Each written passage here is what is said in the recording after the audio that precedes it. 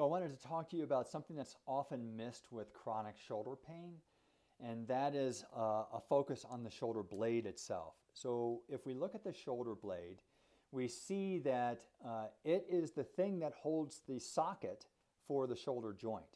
And you can also see here that we have a collarbone that is joined by ligaments to this bony outcrop here, which is called the acromion. That forms the roof of the shoulder. And then we have this part of the bone here, coracoid process and the acetabulum and so forth. So all of these structures are part of the shoulder blade. But I found that most practitioners aren't really assessing the shoulder blade to solve chronic shoulder problems. Mostly they're working on the soft tissues in the shoulder, the rotator cuff muscles, the deltoid, the biceps muscles, maybe the triceps, the chest muscles, things like that. While all of those may relieve pain, may not be solving the problem with the shoulder joint itself, which is all really hinged on the shoulder blade.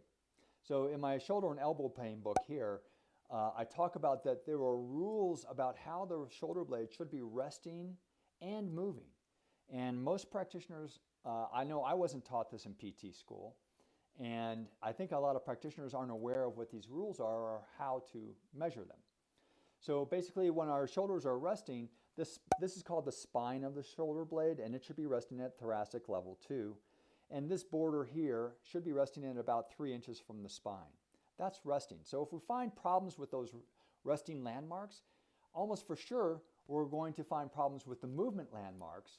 And the shoulder blade's function is to support the arm as it's going up overhead. And so this is where often the problem is happening, is because as the arm is lifting, this shoulder blade should be rotating about 60 degrees. It should be elevating. This spine should be coming up to cervical level 7.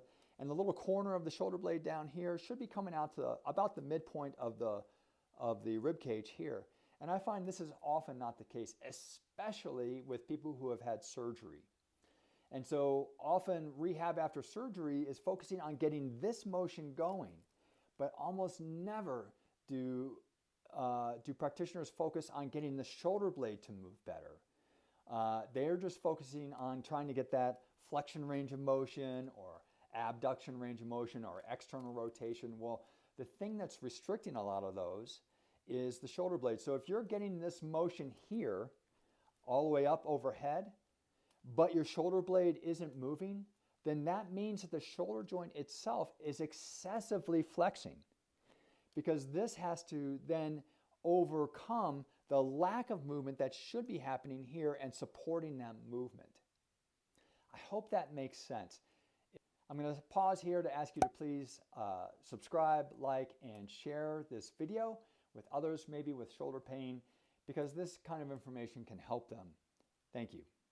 So a lot of my focus as a clinician is to assess the shoulder blade, because this is where it all begins.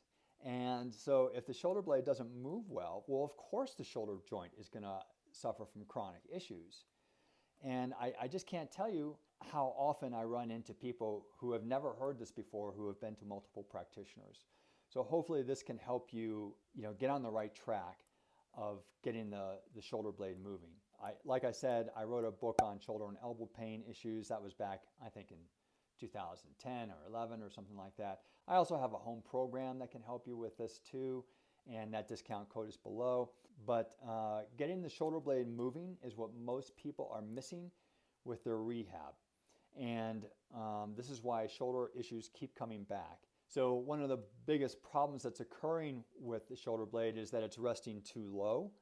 And this is what I call a depressed shoulder blade or a depressed scapula. The medical name for the shoulder blade is scapula. And the scapula is often resting too low, which is setting it up for failure for a lot of these motions that it's supposed to be undergoing. Now, it's also important to understand that the shoulder blade is resting on the rib cage, and the rib cage can rest too low. And so this is part of a larger pattern of problems called what I call a side bending pattern. And this is what often causes sciatic pain or one-sided back pain and so forth. And I've made a video here that you can watch to assess this in you. I hope this gets you started at rethinking why you're having shoulder pain and maybe giving you new ideas to pursue in order to solve your shoulder pain.